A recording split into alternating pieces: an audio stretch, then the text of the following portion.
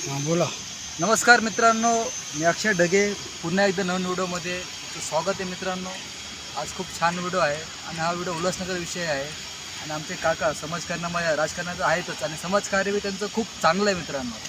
दुःख असो सुख असो वेळ बघत नाही, टाईम बघत नाही, प्रत्येकाच्या मदतीसाठी धावून जाणारे आमचे संदीप काका आहेत.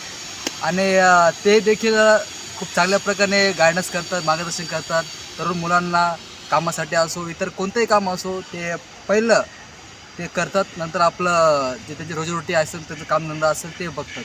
तर म्हणण्याचा उद्देश हाच आहे की मित्रांनो, उल्हासनगरविषयी 2 शब्द तुम्ही काय बोलणार आहे ते मांडा तुमचे. नमस्कार आणि जय भीम. आज उल्हासनगरसाठी मी 2 शब्द बोलणार आहे, कारण माझे उल्हासनगरवासीय खूप प्रेमळ आहेत आणि प्रत्येक गोष्टीला मदतीस आहेत.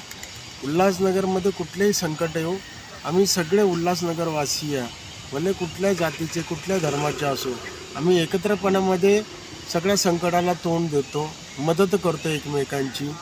आणि कुठल्याही गोष्टीचा आम्हाला उल्हासनगरमध्ये राहताना कुठलाही पॉलिटिक्स असो किंवा जाती असो धर्म असो त्याच्याविषयी कधीच वाटत नाही आहे.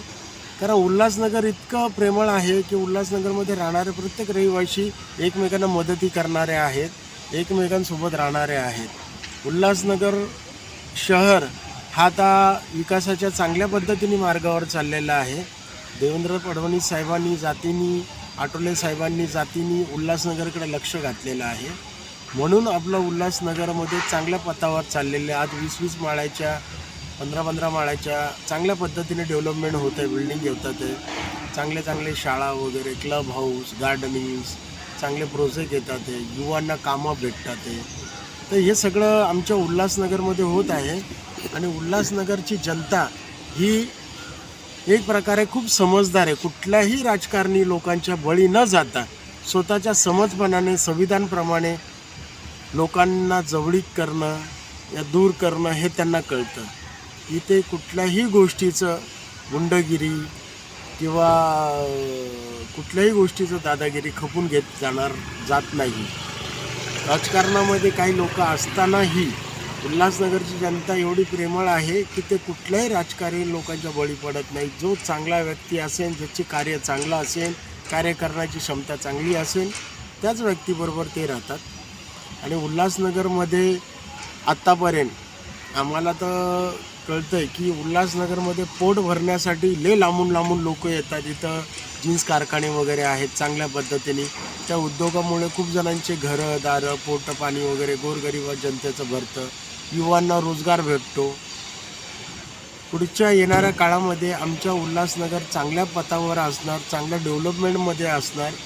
आणि जसं मेड इन दिल्ली आहे तसं मला वाटतं हळूहळू आमचं मेड इन उल्हासनगर पण तयार होणार. चांगले ब्रँड्स आणि आत्ताही ब्रँडेड आहे, कपड्याच्या मार्गावर चांगल्या पद्धतीने आहे. कुठल्याही गोष्टीला आमच्या उल्हासनगरमध्ये तत्काळ मदती भेटतात. आश्रम वगैरे आहेत, गोरगरिबांना सहारा भेटतो. इथे गुरुद्वार चांगल्या पद्धतीने आहे, जिथे भंडारा चालू राहतो दिवस रात्र.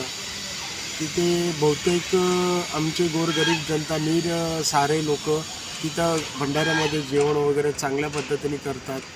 गुरुद्वारा आहे, आश्रम आहेत, चांगले मंदिर आहेत. बिर्ला मंदिर आहे, चांगलं एक शिव मंदिर आहे हिराघाटला आमचं. तर उल्हासनगरमध्ये जेवढी प्रगती आहे आणि जेवढं शांतता आहे आमच्या जनतेची, तेवढं तर मला वाटतं कुठल्या शहरामध्ये नसेल. आणि आता सध्या उल्हासनगरमध्ये आठवले साहेबांचे दौरे भरपूर होतात आहे. साहेबांचं परिपूर्ण लक्ष आहे. देवेंद्र साहेब पण येतात, शिंदेसाहेब पण येतात.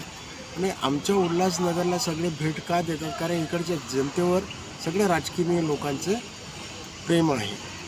आणि कारण आमच्या शहराचा विकास आणि आमच्या शहरामधल्या लोकांचे कामं मदती हे आम्हाला परिपूर्ण भेटत आहे आणि ह्याच्या पुढे पण आम्हाला भेटतील अशी आशा आम्ही सरकारकडे करतो. जय हिंद, जय महाराष्ट्र, जय हिंद.